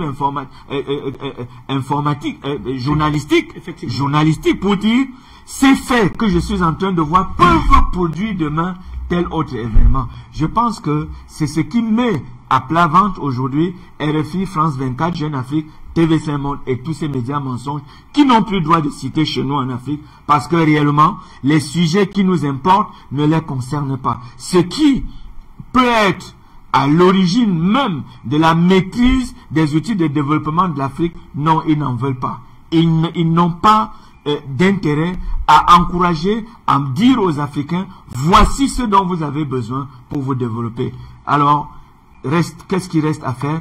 Que les Africains continuent à faire leur fact-checking, parce que le fact-checking, c'est le principal remède, c'est-à-dire la confrontation de l'information reçue d'ailleurs par rapport à la vérité qui se passe sur le terrain. Eh bien, Maître Janvier Momo, pour vous relancer justement sur la question, le fact-checking dont on parle, tout le monde a la possibilité de le faire. Qu'est-ce qui explique le fait selon lequel, il y a peut-être 60 ans, Fabrice Doum l'a d'ailleurs dit dans son reportage, et ces méthodes, ces mécanismes avaient pignon sur rue et prospéraient sur la scène africaine. Mais aujourd'hui, les mêmes mécanismes n'arrivent plus à prospérer. Comment comprendre qu'en 60 ans, ces médias-là n'ont pas pu, comme on dit, on a l'habitude de dire, changer de logiciel? Ils n'ont pas vu venir Afrique Média. Ça, parce que tout le danger que ces médias ont vu venir a reçu des médicaments adéquats, c'est-à-dire des remèdes adéquats venant de où se trouve Africa numéro 1, où se trouve Afrique-Asie. Parce qu'effectivement, c'était des véritables dangers. Ils n'ont pas vu venir Afrique Média. Et ils n'ont pas cru parce que vous savez, ils ont cette pratique commune, c'est de sous-peser tout ce qui vient de l'Afrique. C'est-à-dire, on dit, écoutez, c'est un champignon, et il va pousser le temps de se faire un chapeau, et puis le lendemain, le champignon disparaît. Ils ont cru à un moment donné que Afrique Média était un média champignon, qui devait apparaître et disparaître le lendemain. Ils n'ont pas cru à ce qu'aujourd'hui, ils sont en train de faire face. Mais regardez les tirs groupés des médias RFI, France 24, TV5 Monde, Jeune Afrique, qui,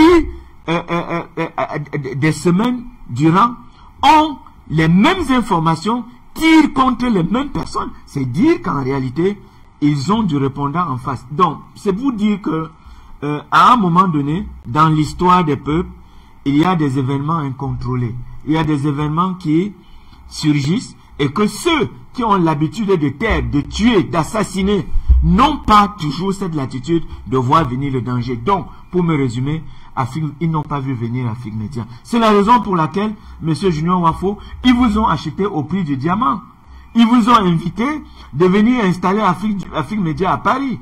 À un moment donné, lorsque vous avez refusé des valises d'argent, ils ont demandé à vous financer en termes de logistique et de matériel. Mais ou bien que Afrique Média avait son matériel de pointe.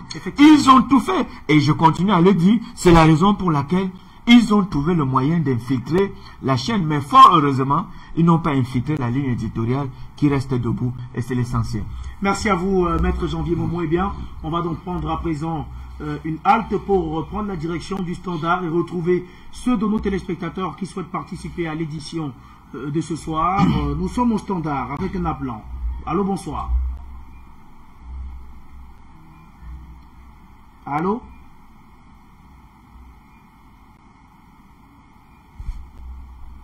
d'Afrique Média ainsi que votre régie technique, et bonsoir à l'ensemble des panélistes qui participent à cette thématique.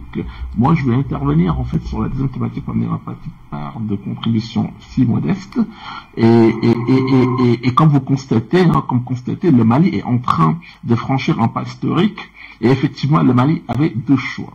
Soit continuer avec les négociateurs de la CEDEAO et de l'UEMOA, qui sont tout simplement les victimes inconsciemment choisies d'une idéologie qu'elles auraient été instillées par les Français, ou encore d'autres forces impérialistes vives.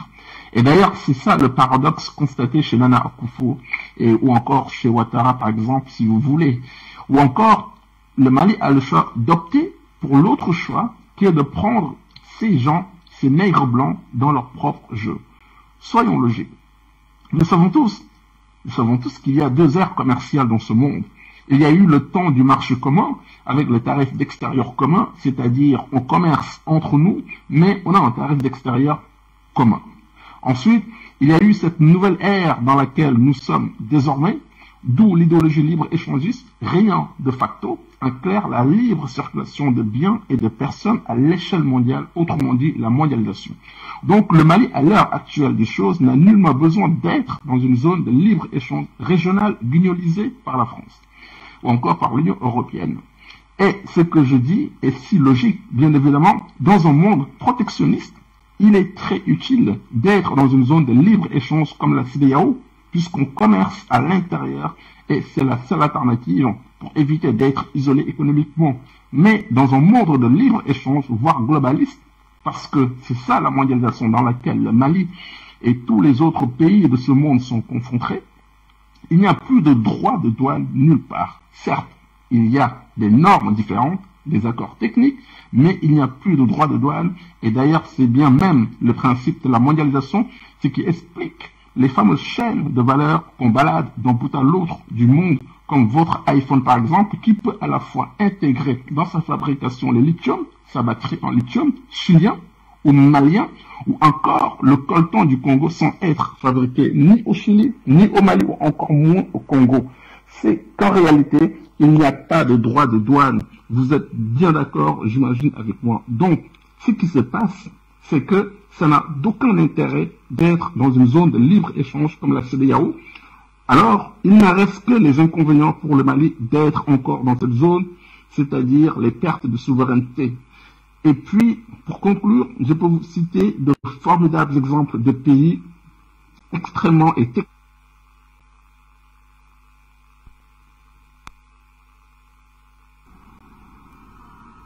Eh bien, on semble avoir perdu la connexion avec notre ami. C'était Lamine qui nous apportait sa contribution ce soir. On va prendre un autre téléspectateur. C'est M. Jean qui nous appelle des États-Unis. Bonsoir et bienvenue. Bonsoir. Bonsoir. Bonsoir aux techniciens. Bonsoir à vos invités. Henri Diabaté, Janvier Momo, et François Bicoro. Bonsoir à vous, combattants.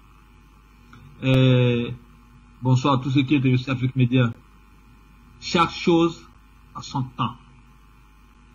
C'est le moment de l'Afrique de reprendre le flambeau de la civilisation et de l'humanité et de l'humanisme. Parce que ces valeurs sont perdues dans le monde que nous a imposé l'Occident avec leur barbarie. Alors, ces journaux dont nous parlons aujourd'hui, ces temps-ci, ce sont leurs outils de manipulation et d'instrumentalisation.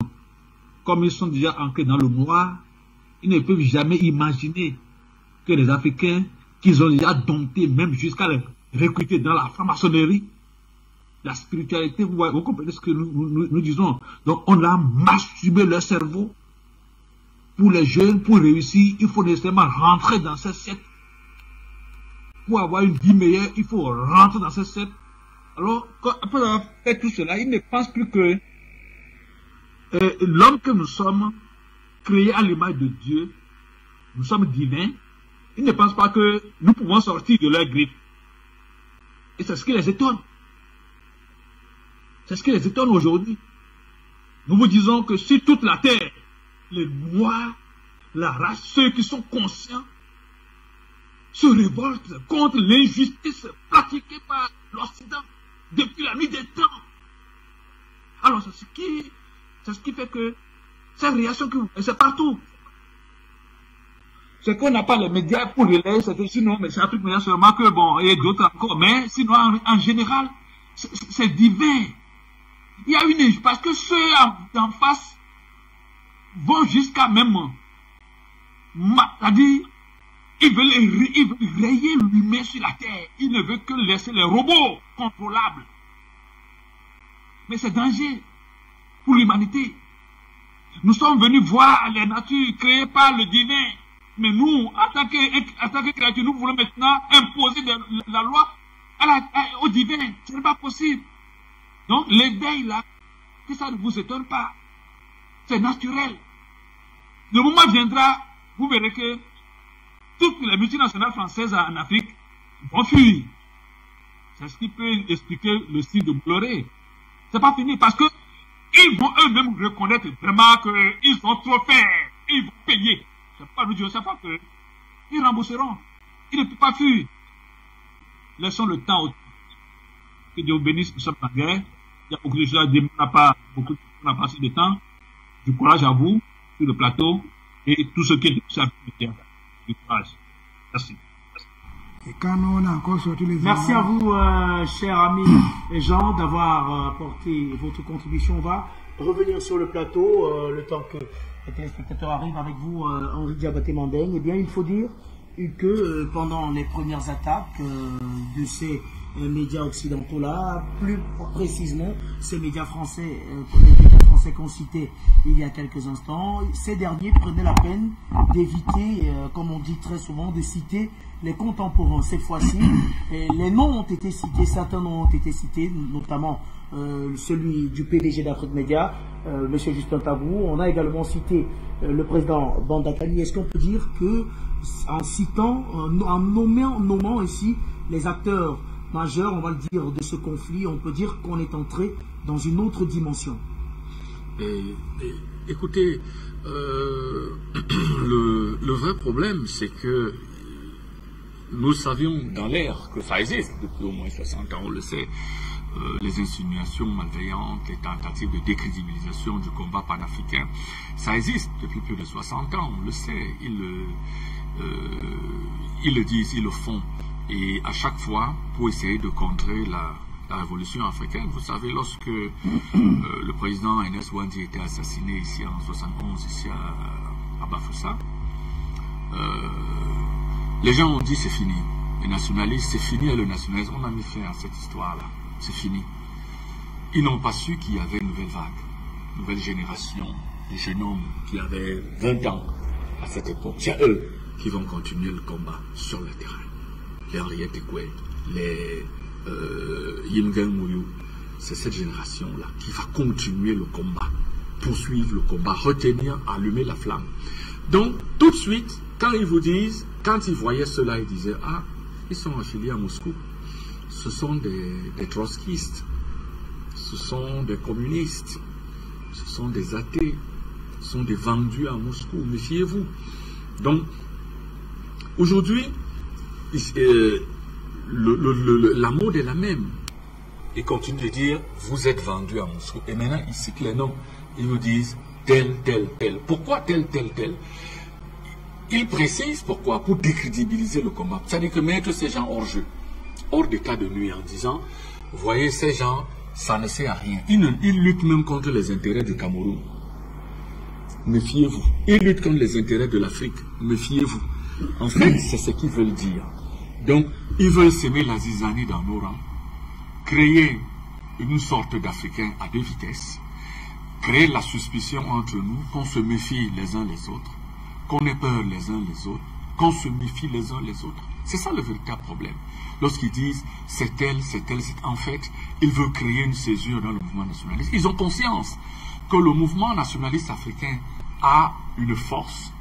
Il est rentré dans une trajectoire forte qui fait que il est irrésistible. Sa foulée est irrésistible. Il est inarrêtable.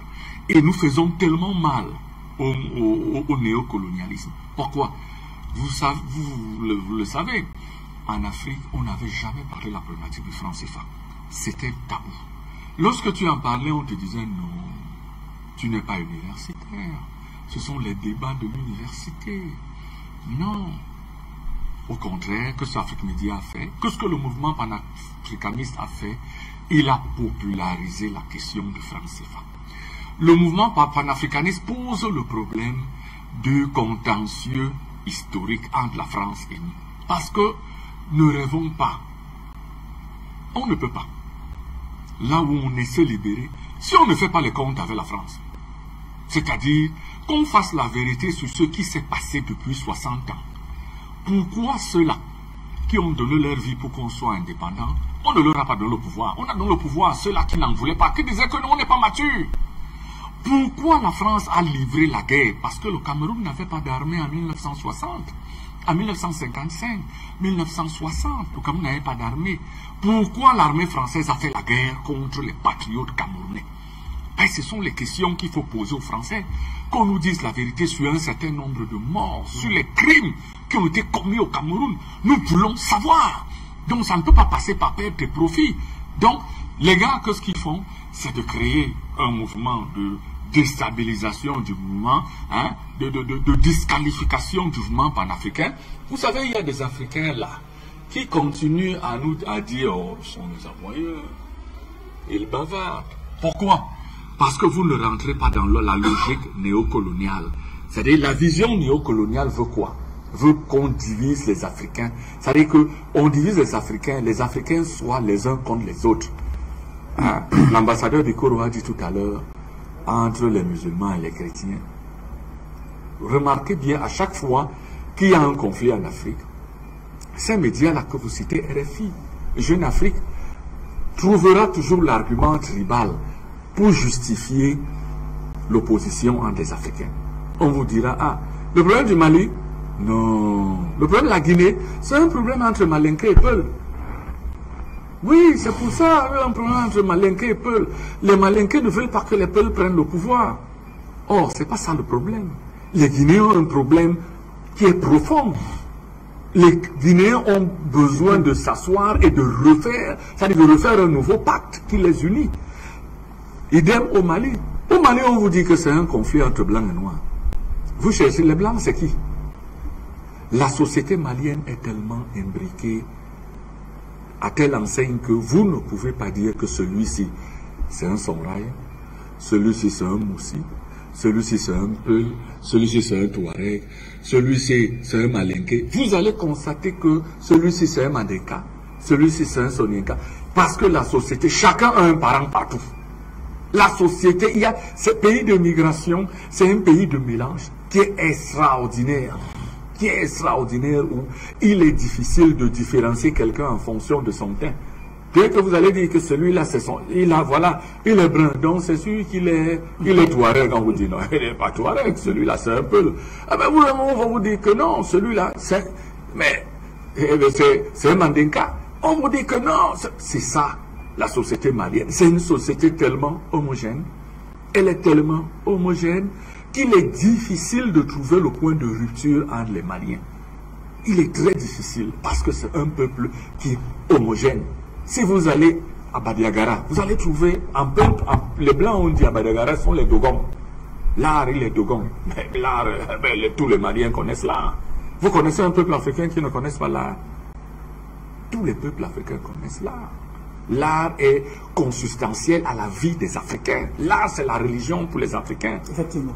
Donc, tous les peuples africains ont l'art, ont la science de l'art. Moi, qui l'eût cru? Les Mabis de l'océan, je ne le savais pas. Mais les Mabis ont l'art le plus prolifique. Je dis l'art le plus prolifique qui existait en Afrique. Tout à fait. Si vous allez, on vend les statues des Mabis. Vous allez au musée d'Appelé à Berlin. On vend les statues des Mabis à 6 millions, 7 millions de francs, une seule statuette. Il n'y a aucun peuple en Afrique qui possède autant de statuettes, autant de statues que les Mabis en Europe. C'est le crime, le génocide culturel le plus important qui a été fait en Afrique. Même l'art du Bénin n'atteint pas celui des Mabis.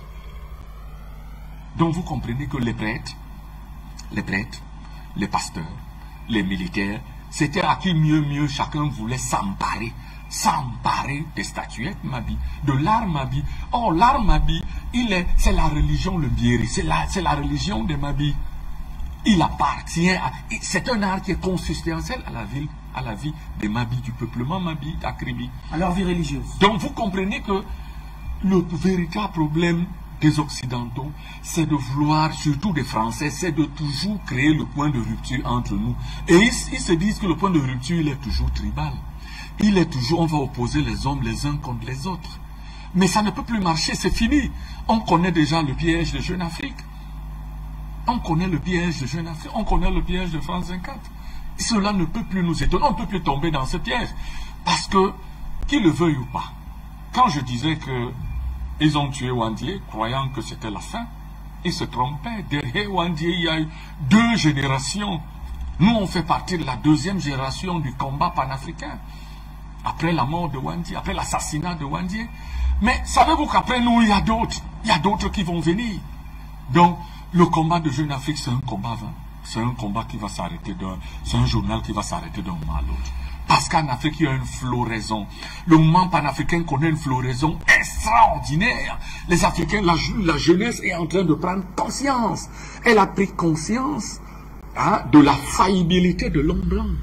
de la faillibilité de l'homme occidental. Il est extrêmement fragile. Il est fragile dans c'est-à-dire dans ses fondamentaux. Il est tellement allé à découvert qu'on l'a vu. On sait déjà, quand il fait quelque chose, on sait où il va arriver. C'est pourquoi c'est fini, c'est la fin d'un monde, c'est la fin d'une histoire. Eux, ils ne prennent pas le temps d'aviser, hein, d'être intelligent et de comprendre, de lire le sens de l'histoire. Un abo est venu à Dakar, il a dit que l'Afrique n'est pas suffisamment rentrée dans l'histoire. Je crois que c'est l'Europe qui n'est pas suffisamment rentrée dans l'histoire. Il s'était trompé. Oui, il s'était trompé. C'est l'Europe qui n'est pas suffisamment rentrée dans l'histoire. L'Europe n'est pas assez pénétrée de l'histoire. L'Europe n'a pas eu le temps de réfléchir sur l'histoire. L'Europe est rentrée dans une sorte de dualité historique avec les Africains. Ils ne comprennent pas que non, le monde a changé. Le monde est entré dans une autre dimension. Nous vivons une époque très particulière et le conflit, il y a eu plusieurs conflits. Le conflit en Syrie, le conflit de l'Ukraine, ces deux conflits ont rapidement disqualifié les Européens. La parole européenne, c'est-à-dire la pax européenne. C'est-à-dire que les Européens ont longtemps cru que s'ils étaient le miroir du monde. C'est eux qui nous disaient, si tu ne portes pas la veste, tu n'existes pas. Oui, si tu ne portes pas la veste, tu n'entres pas dans les bureaux officiels. Tu n'es pas bien habillé. Oui, chez eux, si tu n'es pas comme eux, tu ne manges pas comme eux. Si tu ne manges pas le pain, tu n'es rien. Est-ce que quand on mange le kumbabel, on est à mort? Tu ne manges pas on dit que tu ne manges pas. Et ils ont comble du ridicule. Ils vous disent que la baguette de pain. Ils vous disent la baguette de pain. Vous devez manger. On doit préserver la baguette de pain. Mais le pain, c'est un aliment colonial, ça ne nous sert à rien. Je connais des millions d'Africains qui ne mangent pas le pain le matin. Ils n'en sont pas morts. Les Africains sont très normaux. Je connais des millions d'Africains qui ne mangent pas la margarine, qui n'est pas un beurre. Il faut que les Africains le comprennent. Je connais des millions d'Africains qui ne mangent pas le riz parfumé, parce que le riz parfumé, on ne plante pas le riz parfumé. Il faut que les Africains, ceux qui continuent de singer les Blancs, croyant que le riz parfumé, c'est un riz spécial, on plante ça quelque part, non, ça n'existe pas. C'est le riz commun. On a juste mis des gouttes de parfum, on a versé des gouttes de parfum. Donc, il faut que les Africains le comprennent. Il y a cette sorte de déculturation de nos esprits. Et ça, nos médias sont en train, ils ne sont pas nombreux pour l'instant, mais ça arrive. Afrique Média est en train de tracter les autres médias, ils vont suivre. C'est vrai que les médias dans beaucoup de nos pays ont encore peur. Ils ont très peur. Ils sont aux autres. Ils ont tellement peur. Pourquoi ils ont peur? Ils ont peur des rétorsions économiques. On leur dit toujours que si vous faites ça, on va vous faire ceci. Vous n'irez plus à Paris. On ne va plus vous nommer ministre. Vous n'aurez plus les médailles. Ne pas aller à Paris, je ne sais pas ce que ça va servir à quoi. À rien. On vous dit vous n'aurez plus à Paris, vous n'aurez plus de médailles, vous ne serez plus ministre. Moi, j'ai envie de demander au président Biya, quand tu nommes les ministres, ce sont les Français qui disent de nommer les ministres. Mais j'apprends qu'il y a des gens qui le disent. Ils vont à Paris, il y a des gens qui nous disent, je suis bien en cours à Paris, j'ai mes amis à Paris, on va me nommer ministre. Il y a d'autres qui croient que la nuit, ils vont la nuit à Paris, dans les circuits, la nuit, ils mettent les trucs sur la tête. Ils versent l'eau bizarre sur eux, ils disent, on va me nommer ministre, parce que je suis dans la sorcellerie des Blancs. Mais vous voyez que c'est bête. C'est que c'est extrêmement ridicule, c'est dérisoire, c'est perdre sa sensibilité d'Africain. C'est perdre ton humanité d'Africain. Parce que l'humanité d'Africain, c'est un pléonasme. C'est l'Africain qui est humain. L'Africain est le seul à obéir à Dieu. L'Africain est le seul homme sur la terre à croire en Dieu. Le seul. C'est le seul. Les autres ne croient plus en Dieu. Donc, c'est pourquoi, plus que jamais, les Africains doivent se mettre ensemble. L'urgence du réarmement moral, du réarmement culturel est important en Afrique. On ne peut pas se développer si culturellement on reste inféodé aux autres, si on continue de croire à l'autre. Et la culture englobe tout. La religion, la pensée, le mot de pensée, l'habillement. L'habillement. Oui. Rien que Thomas Sankara, lorsqu'il est arrivé au pouvoir au Burkina, il a suscité, en faisant le Faso d'Anfani, c'est 80 milliards. Un marché de 80 milliards de francs CFA. Imaginez-vous qu'au Cameroun, on vous dise que nul n'entre dans un bureau public s'il ne possède un habit de toile, un tissu. Ça va relancer et les planteurs de coton. Beaucoup de secteurs de l'économie. Oui. Ça va relancer et les tisserands. Ça va relancer et nos tailleurs de l'enfance qui nous cousaient des habits dans l'enfance. Ça va relancer et nos enfants qui sont dans l'industrie d'habillement, qui ont les bacs industrie d'habillement et qui chôment. Donc vous comprenez que le textile, c'est un enjeu économique, c'est un enjeu culturel, c'est un enjeu hautement politique. Il faut que les Africains aient le courage d'assumer leur auto-historicité. C'est comme ça qu'un peuple se développe. Un peuple ne se développe pas en copiant les autres. Non. Un peuple se développe parce qu'il prend les secteurs, là, les avantages comparatifs, et il essaye. Il essaye de produire. Et c'est ça la clé du succès, la clé du développement, la clé de la vie. Merci à vous, Henri Diabaté Mandeng. Eh bien, on va refaire un autre tour du côté du Standard pour permettre à ces téléspectateurs de donner leur point de vue avant de refermer ce Standard pour prendre le deuxième sujet qui nous intéresse ce soir. Nous sommes au Standard avec un appelant du Mali. Allô, bonsoir.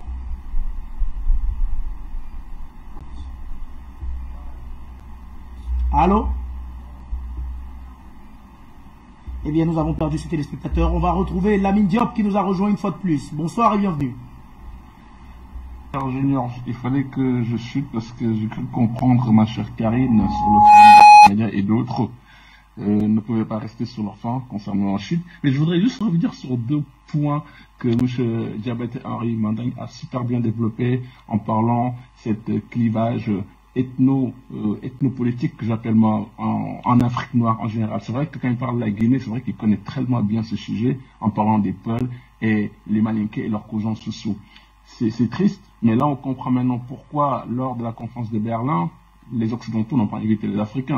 Tout était là, était en fait de nous diviser et de créer des équivalences ethniques. C'est pour ça qu'en Afrique noire, effectivement, la politique n'est pas idéologique, elle est tribale, elle est ethnique. Vous voyez, typiquement, moi, un enfant de la France, par exemple, si je veux être président de la France, je suis obligé de faire une politique idéologique. Parce que si je me donne à faire une politique tribale, en voulant mettre en valeur la génération née en France d'origine africaine, les Caucasiens, majoritaires à 80%, ne voteront pas pour moi. Voilà. Je ferme cette parenthèse, mais après, c'est difficile. Moi, je suis pas persuadé que les Africains sont capables de surmonter ces pièges. Parce qu'on le voit en Guinée, en tout cas, et d'autres pays d'Afrique noire. Mais en tout cas, espérons qu'un jour, ils comprendront ce point est si important. Et deuxième point, il a raison, M. Diabaté, Henri Diabaté Mandeng. L'historiographie est très importante. Mais surtout aussi l'alter ego.